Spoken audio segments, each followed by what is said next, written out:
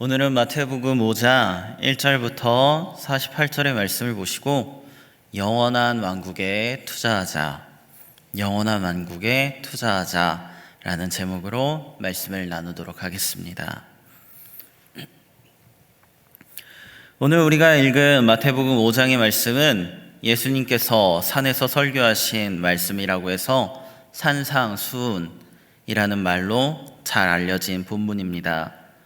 또 예수님께서 유대인의 왕으로 오셔서 왕궁의 법을 선언하셨기 때문에 왕국의 법, 황금률이라는 말로도 잘 알려진 그런 본문이지요. 또는 18가지의 복이 등장한다고 해서 팔복이라는 말로도 알려지고 있습니다. 그러나 뒤에서 이제 다시 보겠지만 본문에서는 복이라는 단어가 총 9번 등장하고 7번은 성품과 관련되며 2번은 핍박을 받는 것과 관련된 것을 볼 수 있습니다. 어떤 사람들은 이 말씀이 오늘날 그리스도인들에게는 해당이 되지 않는다고 주장하기도 합니다. 바로 과거의 성경을 시대별로 하나님께서 세상을 경영하신 경륜별로 나누어서 공부하기 시작하였던 초기의 세대주의자들이나 오늘날의 극단적인 세대주의자들도 이 말씀은 유대인들이나 천년왕국의 백성에게만 해당한다고 믿고 가르치곤 했었습니다. 이렇게 주장하는 사람들은 3절에 나타난 하늘의 왕국이 그들의 것이기 때문이요 라는 표현을 구원이라 보기 때문에 이것이 행위 구원을 가르치고 있다고 말하기도 했습니다. 또한 9절에 나타난 하나님의 아이들이라 불릴 것이요 하나님의 아들이라 불릴 것이요 때문이요 라는 이 말씀도 구원의 조건이라고 생각하며 가르치곤 했습니다. 그러나 창세로부터 종말에 이르기까지 모든 시대를 통틀어 율법의 행위로 의롭게 될 수 있는 사람은 아무도 없습니다. 더군다나 산상수훈으로 알려진 이 말씀은 구약 성경에 기록된 율법보다 더 넓고 철저한 법을 제시하고 있는데 이것을 지켜서 율법으로 구원을 받을 수 있는 이것을 지켜서 이 법으로 구원을 받을 수 있는 사람은 아무도 없는 것이지요. 만왕의 왕이신 예수 그리스도께서는 이 말씀을 통해 영원하신 하나님의 뜻과 그분이 원하시는 것을 보여주고 있습니다.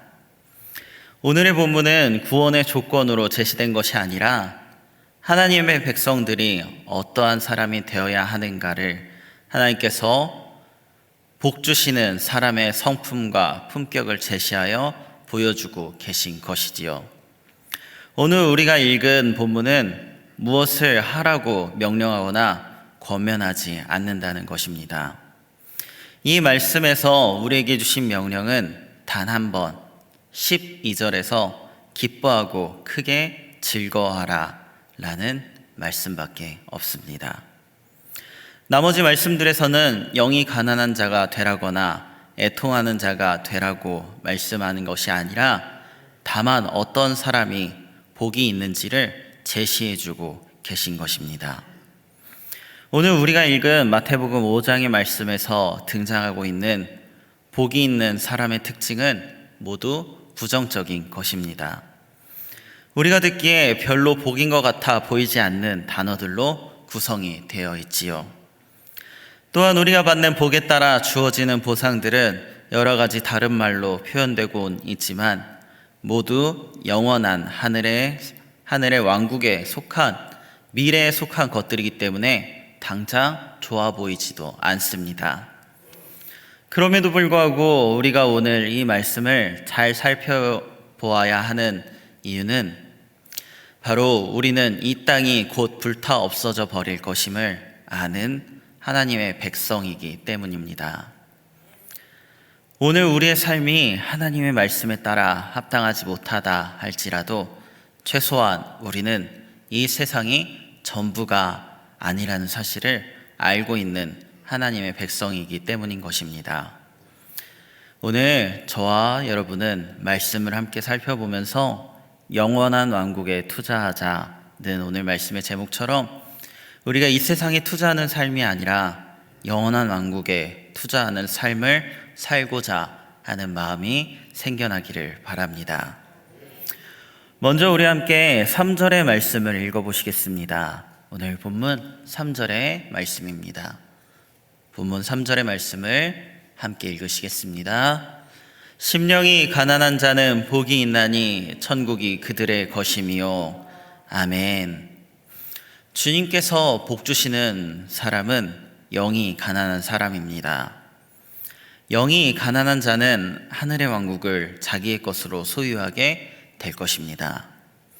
이것은 왕국에 들어가는 입장권 같은 것을 말하는 것이 아니라 소유권과 통치권을 의미하는 것입니다. 영원한 왕국에서 소유권과 통치권을 가지는 사람은 바로 영이 가난한 사람입니다. 영이 가난한 사람은 예수님과 같이 살아가는 사람입니다. 예수님께서는 말구유에서 태어나셨지요.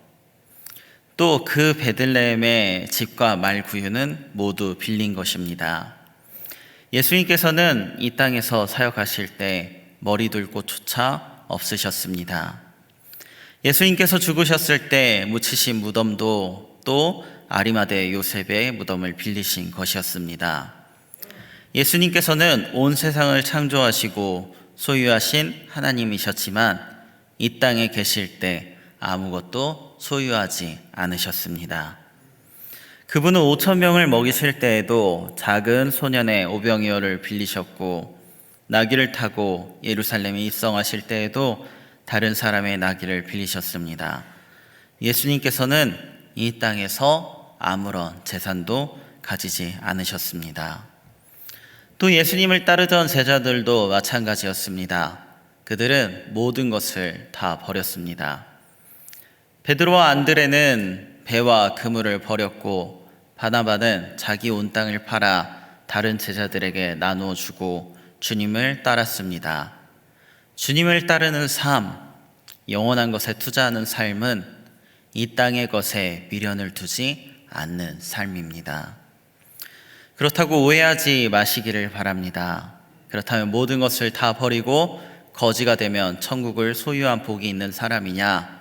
그렇지 않습니다.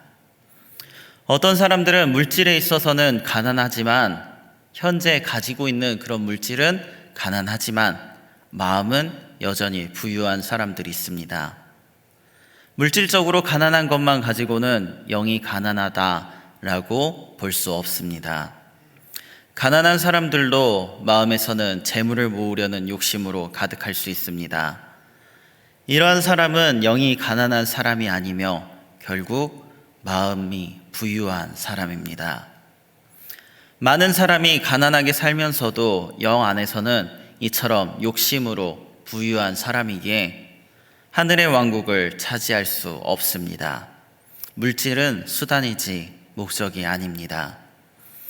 이 비밀을 잘 아시고 목적을 하나님 나라에 두시고 이 땅의 것에 목을 매는 것이 아니라 하나님 나라에 마음을 둔 영이 가난한 자가 되어 하늘의 왕국을 소유하시기를 바랍니다. 다음으로 4절의 말씀을 보시겠습니다. 본문 4절의 말씀을 함께 보시겠습니다. 애통하는 자는 복이 있나니 그들이 위로를 받을 것이미요. 아멘. 주님께서는 또한 애통하는 자가 복이 있다라고 말씀하고 계십니다.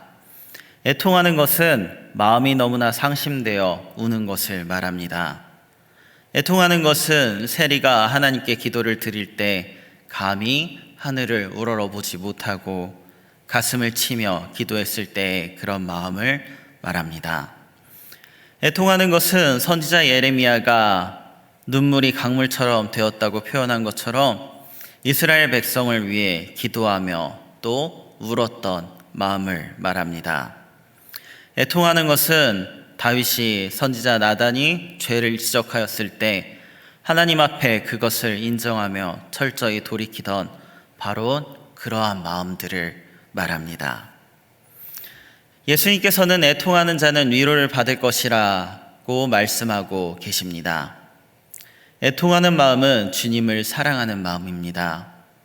주님을 사랑하기 때문에 나 자신의 죄악이나 형제 자매의 허물을 볼 때에 애통하게 됩니다. 주님을 사랑하기 때문에 형제 자매의 어려움을 볼 때 애통하게 됩니다. 예수님께서는 죽은 나사로를 살릴 계획을 가지고 계셨지만 마리아와 마르다와 함께 우셨기도 하셨습니다.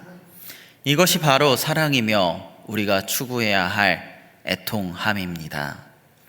오늘 말씀을 함께 나눈 우리가 우리 안에 계신 주님의 사랑을 힘입어 애통하는 자가 되길 원합니다. 아멘. 이제 5절의 말씀을 보시겠습니다. 본문 5절의 말씀을 함께 읽으시겠습니다. 함께 읽으시겠습니다. 온유한 자는 복이 있나니 그들이 땅을 기업으로 받을 것이미요. 아멘. 주님께서는 온유한 자가 복이 있다라고 말씀하고 계십니다. 온유하다는 것은 요구가 없다는 것입니다. 온유한 사람은 자기 자신에게나 상대방에게나 요구가 없습니다. 온유한 사람은 하나님께서 인도하시는 모든 상황에 만족하며 감사합니다. 온유한 사람은 하나님께서 주신 모든 것이 가장 좋은 것임을 믿습니다. 온유한 사람은 자기 자신을 위해 분투하거나 논쟁하거나 변호하거나 주장하지 않습니다. 온유한 사람의 특징은 모든 일에서 다만 잠잠히 십자가를 받아들이는 사람입니다. 예수님께서는 온유하고 겸손하신 분이셨습니다. 예수님께서는 수고하고 무거운 짐을 진 우리들이 예수님 앞에 나와 예수님의 온유와 겸손을 배우기를 원하셨습니다. 그리고 주님의 온유와 겸손을 통해 안식을 얻기를 원하셨습니다. 그러므로 주님과 동행하는 온유한 사람의 마음은 언제나 평강과 안식 가운데 있음을 볼 수 있습니다.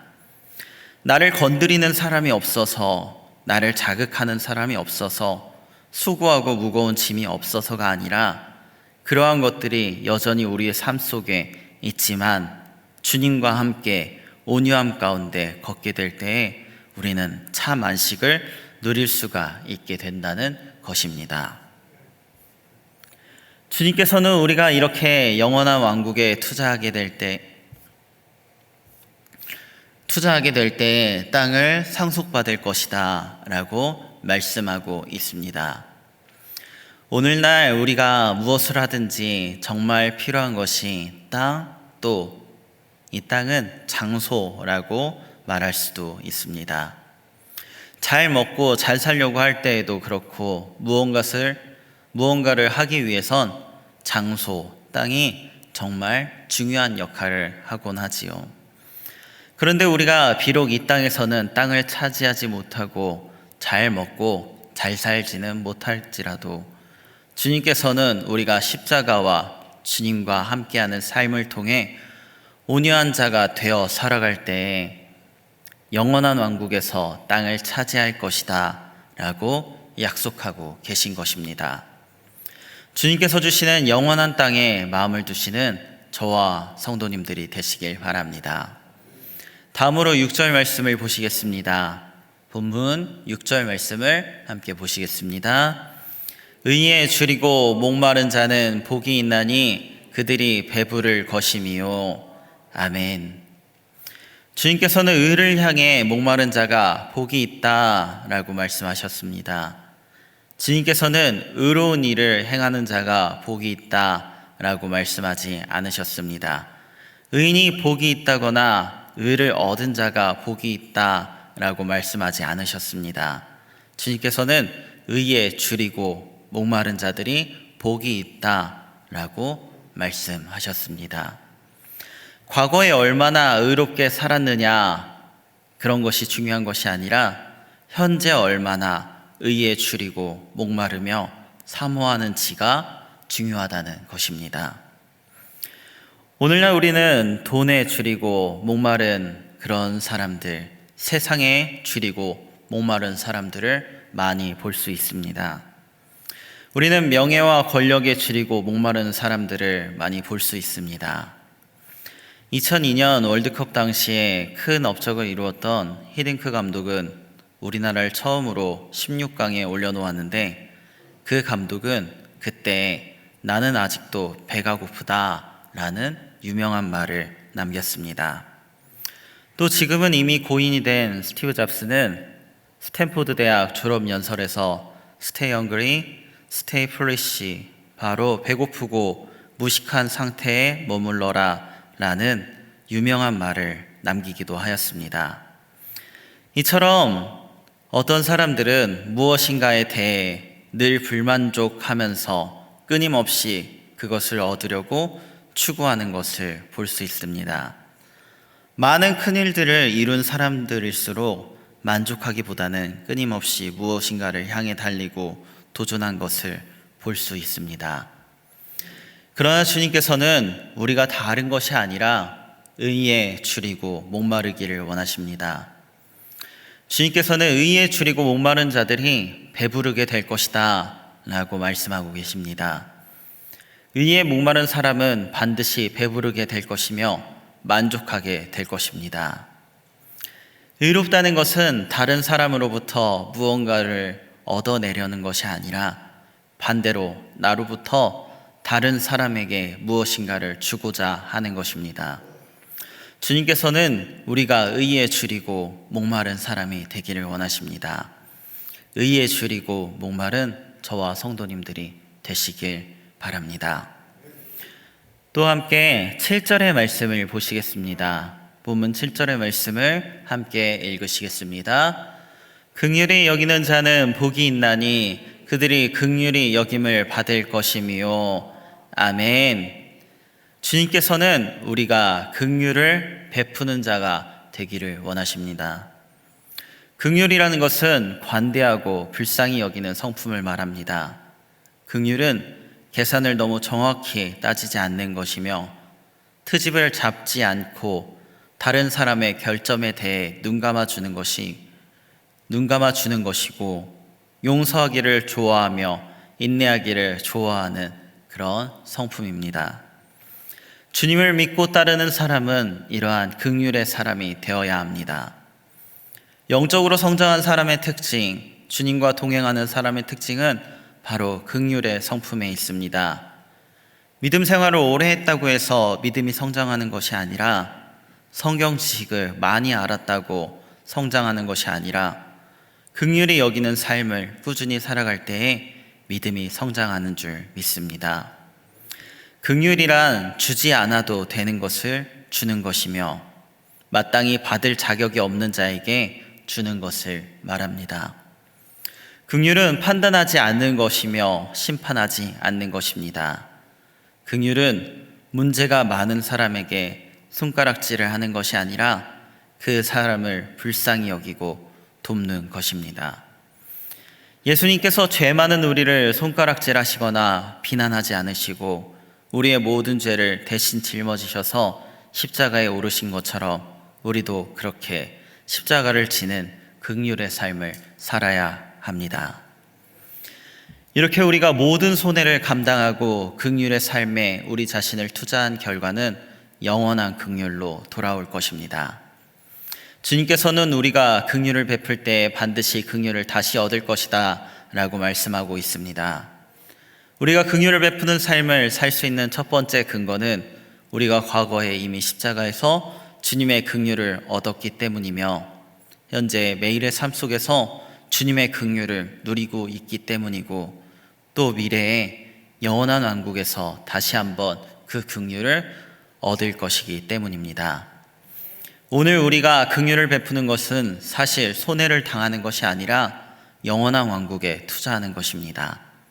우리 모두가 우리 안에 계신 주님의 생명을 힘입어 긍휼을 베푸는 자들이 되기를 원합니다.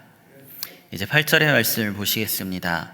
8절의 말씀을 함께 읽으시겠습니다. 마음이 청결한 자는 복이 있나니 그들이 하나님을 볼 것임이요. 아멘. 주님께서는 오늘 우리의 마음이 순수하기를 원하십니다. 마음이 순수한 자들은 하나님을 볼 것이기 때문입니다. 마음이 순수하다는 것은 두 마음을 품지 않는다는 것이며 속마음을 숨기지 않는다는 것입니다. 순수한 마음은 나의 유익을 계산하지 않고 정직하며 꾸밈이 없는 마음을 말합니다. 하나님을 본다는 것은 장차 영원한 왕국에서 하나님 앞에 서게 되었을 때 얻게 될 큰 보상과 영광을 의미하는 것이며, 이 땅에서는 하나님의 임재를 누리는 것을 말합니다. 마음이 순수한 자는 하나님을 볼 것입니다. 마음이 순수하지 않은 사람, 겉과 속이 다른 사람은 결코 하나님을 볼 수 없습니다. 마음이 순수하지 않는 사람은 하나님의 뜻을 분별할 수 없고 눈먼 소경과 같이 헤매이게 될 것입니다. 하나님의 임재를 누리고 하나님의 뜻을 정확히 볼 수 있는 사람은 믿음 생활을 오래 한 사람이 아니라, 성경 지식이 많은 사람이 아니라, 하나님의 일들을 많이 행하는 사람이 아니라 순수한 마음을 가진 사람입니다. 순결하고 온전한 마음으로 하나님만을 바라보는 자가 진정 하나님을 볼 것입니다. 우리가 하나님을 보지 못하는 이유는 우리의 마음에 계산이 들어가 있기 때문입니다. 하나님의 약속과 말씀을 믿지 않고 나의 생각을 고집하기 때문입니다. 마음이 순수한 사람이 세상에서는 어리석고 멍청한 사람으로 보일지 모르지만 주님 앞에서 가장 지혜로운 사람인 것입니다. 주님은 우리 모두가 순수한 마음을 지닌 사람이 되기를 원하십니다. 또한 9절의 말씀을 함께 보시겠습니다. 9절의 말씀을 함께 읽으시겠습니다. 화평하게 하는 자는 복이 있나니 그들이 하나님의 아들이라 일컬음을 받을 것이미요. 아멘. 하나님께서는 자신의 자녀가 화평케 하는 자가 되기를 원하십니다. 이것은 하나님의 아이들이라 불리는 표시가 된다는 것입니다. 우리는 분쟁을 일으키는 사람을 하나님의 사람이라고 부를 수 없습니다. 자기 자신이 사랑을 받기 위해서, 자신이 유익을 취하기 위해서, 자신이 높아지기 위해서 다른 사람의 문제를 들추고 약점을 잡아 헐뜯는 사람은 주님께서 기뻐하시는 사람이 아닙니다. 하나님께서는 우리가 화목과 화평의 사람들이 되기를 원하십니다. 예수님께서는 심판자와 죄인 사이에 완전한 화평을 주시기 위해 친히 십자가에 달려 생명을 내어주셨습니다. 이처럼 예수님처럼 우리가 화평케 하는 일을 하기 위해서 우리는 반드시 십자가를 져야 합니다. 기꺼이 손해보기를 싫어하는 사람은 화평케 하는 자가 될 수 없습니다. 옳고 그름과 잘잘못을 따지기를 좋아하는 사람은 화평케 하는 자가 되기 어렵습니다. 예수님께서는 우리의 잘잘못을 따져서 화평을 주시지 않았고 십자가에 대신 달리셔서 화평을 주셨습니다. 오늘 우리가 그리스도 예수를 따르는 하나님의 자녀들이라면 우리는 이처럼 십자가를 지고 화평을 전달하는 사람들이 되어야 할 것입니다. 이제 마지막으로 10절부터 12절의 말씀을 함께 읽으시겠습니다. 10절부터 12절의 말씀 함께 읽으시겠습니다. 의를 위하여 박해를 받은 자는 복이 있나니 천국이 그들의 것임이라. 나로 말미암아 너희를 욕하고 박해하고 거짓으로 너희를 거슬러 모든 악한 말을 할 때에는 너희에게 복이 있나니 기뻐하고 즐거워하라. 하늘에서 너희의 상이 큼이라. 너희 전에 있던 선지자들도 이같이 박해하였느니라. 아멘. 10절은 의로 인하여 핍박받는 것에 대하여 기록하고 있고 11절은 직접적으로 나로 인하여, 즉 주님으로 인하여 핍박받는 것을 기록하고 있습니다. 그리고 마지막 12절은 주님으로 인하여 핍박을 받은 결과에 대해서 기록하고 있습니다. 지금까지 기록한 복 가운데 가장 큰 복은 주님으로 인하여 욕을 먹고 핍박을 당하는 일입니다. 우리가 욕먹을 짓을 해서 욕먹는 것이 아니라 주님으로 인하여 핍박을 받게 될 때 우리는 기뻐하고 크게 즐거워야 합니다. 왜냐하면 하늘에서의 보상이 크기 때문입니다. 우리가 주님을 따르는 삶을 살면서 이 땅에서 손해를 당하지 않는 것은 불가능합니다. 만약 우리의 삶 속에서 주님으로 인한 어려움이 없다면 그것은 어딘가 잘못된 것입니다. 나의 죄 때문에, 나의 실수나 부주의함 때문에 고난이 오는 것 말고 정말 주님으로 인한 고난이 우리의 삶에 더 많아지기를 원합니다. 우리가 주님 때문에 욕먹는 일도 많아지고 주님 때문에 사람들로부터 대적을 당하는 일들도 더 많아지기를 원합니다. 그것이 비록 힘들고 어렵다 할지라도 그것은 영원한 왕국을 위한 큰 투자이기에 큰 보상으로 갚아질 것입니다. 오늘 저와 성도님들은 3절부터 12절까지 복이 있는 사람에 대한 많은 말씀들을 정리하며 살펴보았습니다. 이러한 모든 성품들은 우리가 결국 이 세상에서는 손해를 봐야 한다는 것을 가리키고 있습니다. 우리가 주님을 따르는 영적인 모양새를 잘 가지면서 세상을 추구할 수도 있지만 우리가 진실로 주님을 따르는 십자가의 삶을 살게 되면 세상을 등질 수밖에 없습니다. 우리가 오늘 가는 길은 영 안에서 가난한 길, 애통하는 길, 온유한 길, 의에 줄이고 목마른 길, 긍휼을 베푸는 길, 순수한 마음의 길, 화평케 하는 길, 의로 인하여 주님으로 인하여 욕을 먹고 핍박을 당하는 길입니다. 주님께서는 우리가 이러한 어떤 행동을 하거나 모양새를 가지고 흉내내는 사람이 아니라 이러한 성품을 가지기를 원하십니다. 우리가 우리의 자존심과 욕심과 야망과 미래를 십자가에 넘겨주지 않으면 우리는 결코 이러한 삶을 살 수 없습니다. 오늘 우리는 무엇을 위해 투자하고 있습니까? 우리는 오늘 10년 뒤의 풍족한 삶이나 든든한 노후생을 위해 오늘을 투자하고 있습니까? 아니면 영원한 왕국을 위해 투자하고 있습니까? 주님께서 오늘 저와 성도님들의 마음에 빛을 주시고 사랑과 은혜를 풍성히 채워주시길 바랍니다. 우리 모두가 하늘의 왕국에서 큰 보상과 영광을 받고 기뻐할 수 있기를 소망합니다. 기도하겠습니다. 하나님, 감사하고 또 죄송합니다. 우리가 하나님의 뜻을 쫓는다 말은 하지만 하나님을 바라는 듯 하면서도 때때로 아니 사실 너무나 자주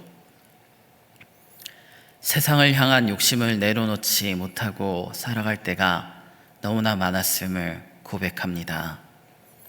이 시간 주님 앞에 우리의 연약한 마음들을 내어놓고 회개하오니 이제는 우리가 이 세상이 아니라 영원한 왕국에 마음을 두고 투자할 수 있는 주의 자녀들이 되게 하옵소서. 그리하여 세상의 것에 기뻐하는 것이 아니라 영원한 왕국과 그곳에서 주실 상을 기대하며 기쁨을 누리는 우리들의 삶이 되게 하여 주시옵소서. 또 오늘 하루를 시작합니다. 하루를 살아가면서 이 시간 고백한 것처럼 영원한 왕국을 위하여 애쓰고 힘쓰게 하옵시고 그렇게 힘쓸 때에 다시 한번 하나님의 은혜를 덧입혀 주시옵소서. 그 은혜 안에서 주의 자녀로서의 삶을 살아갈 수 있는 오늘 복된 하루가 되게 하여 주시옵소서. 예수님의 이름으로 기도드립니다. 아멘.